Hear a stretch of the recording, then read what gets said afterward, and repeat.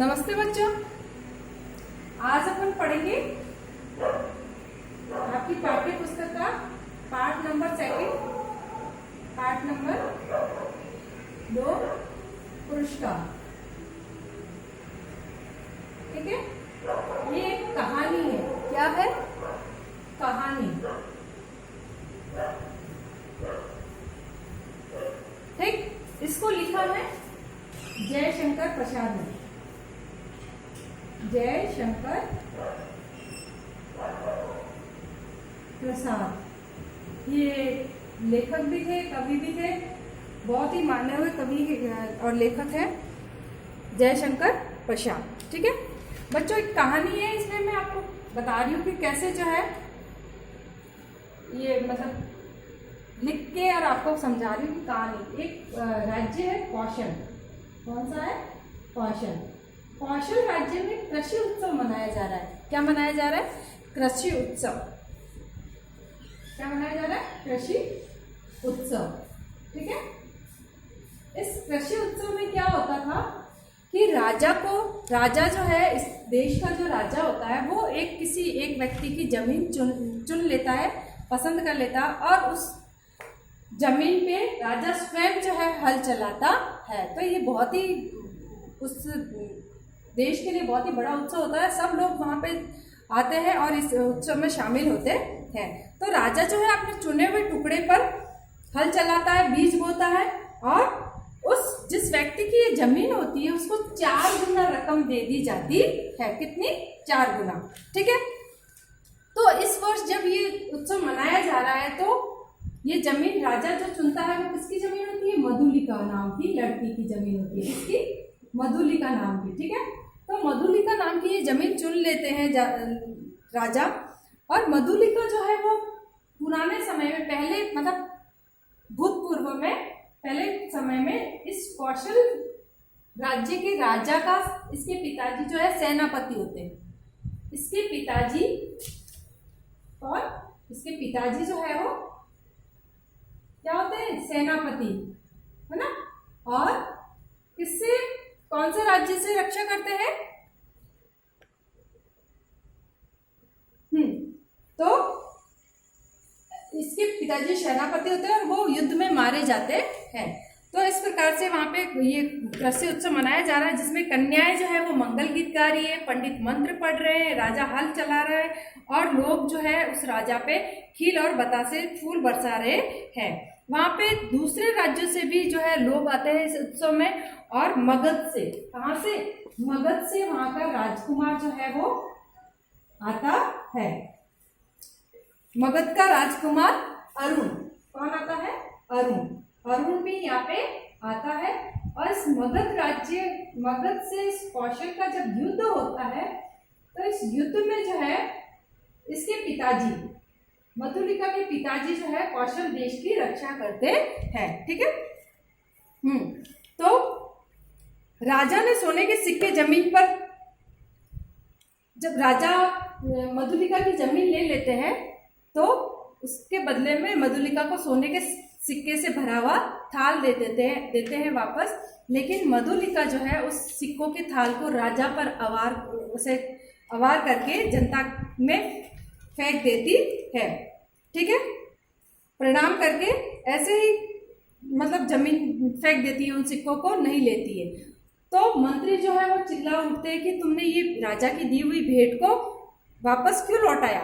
तो वो कहती है, मधुलिका कहती है कि ये मेरे बाप दादाओं की जमीन है, मैं इसके बदले में इसको बेच नहीं सकती, मैं ऐसे ही देने को तैयार हूँ। ठीक है, ऐसे करके मधुलिका उसकी कोई रकम नहीं लेती है, उसके एवज में कोई मूल्य नहीं लेती है। ऐसे करके मधुलिका अब जो है उसकी जमीन चली गई है तो वो लोगों के यहाँ मजदूरी करके अपना पालन पोषण करती है।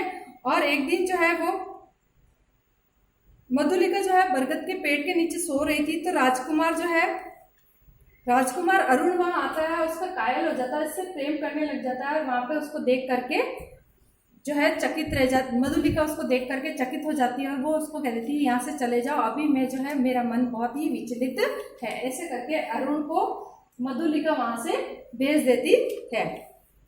अब जब मधुलिका के पास में कोई जमीन नहीं है, कोई आजीविका का कोई साधन नहीं है, तो वो लोगों के यहाँ मजदूरी कर करके अपना जो है निर्वाह करती है, रूखा सूखा खा करके दूसरों के खेतों पे काम करके अपना जीवन निर्वाह करती है। और ऐसे करते करते मधुलिका को जो है 3 साल हो जाते हैं। कितने साल हो जाते हैं?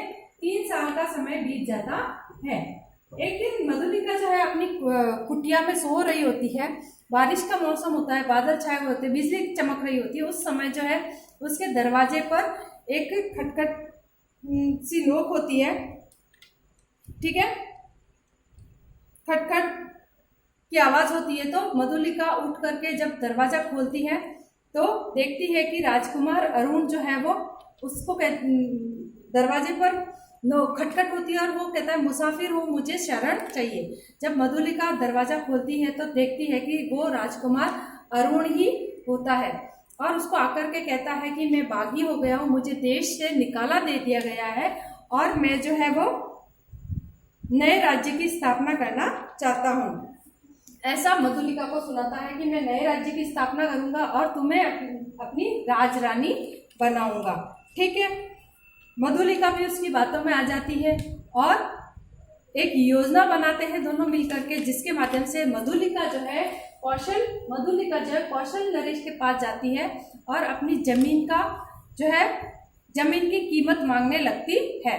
जब राजा उससे पूछता है कि तुमको इस जमीन की कीमत के बदले क्या चाहिए, तो वो कहता है कि मधुलिका कहती है कि मुझे किले के दक्षिण नाले के पास वाली जो जमीन है वो चाहिए, ठीक है। ऐसा जो है राजा से मधुलिका मांग करती है।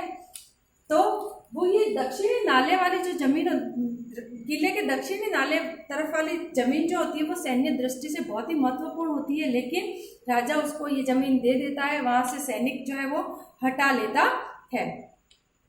जब वहां से सैनिक हटा लेता है तो अरुण जो है पूरी तैयारी के साथ में जैसे ही किले पर आक्रमण करने लगता है, तब मधुलिका को जो है खुद पे बहुत ही ज्यादा क्रोध आता है। वो इधर उधर भागती है और अपने मन में बहुत ही ज्यादा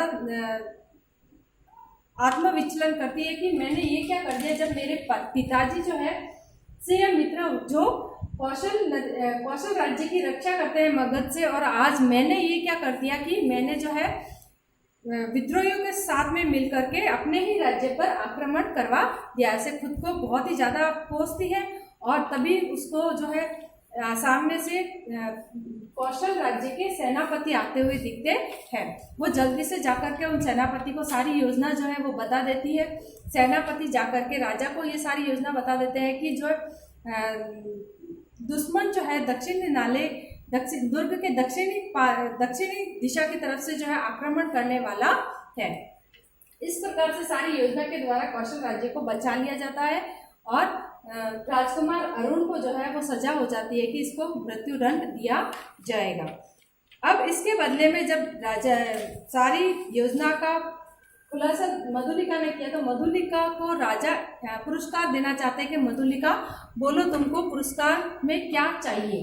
तो मधुलिका जो है वो राजकुमार अरुण के पास में जाकर के खड़ी हो जाती है, क्योंकि कहीं ना कहीं मधुलिका भी जो है स्वयं को उतना ही दोषी मानती है जितना राजकुमार अरुण होता है, और उसके मन में भी जो है वो मन ही मन अरुण से प्रेम भी करने लगती है। तो वो कहती है कि मुझे भी जो आपने राजकुमार अरुण को जो सजा दी है वो ही सजा मेरे लिए भी, वो मुझे भी प्राण दंड दे दिया जाए। इस प्रकार से जो है मधुलिका अपने कौशल राज्य की रक्षा करती है। समझ में आई बच्चों? आज के लिए इतना ही। ओके, कितने मिनट?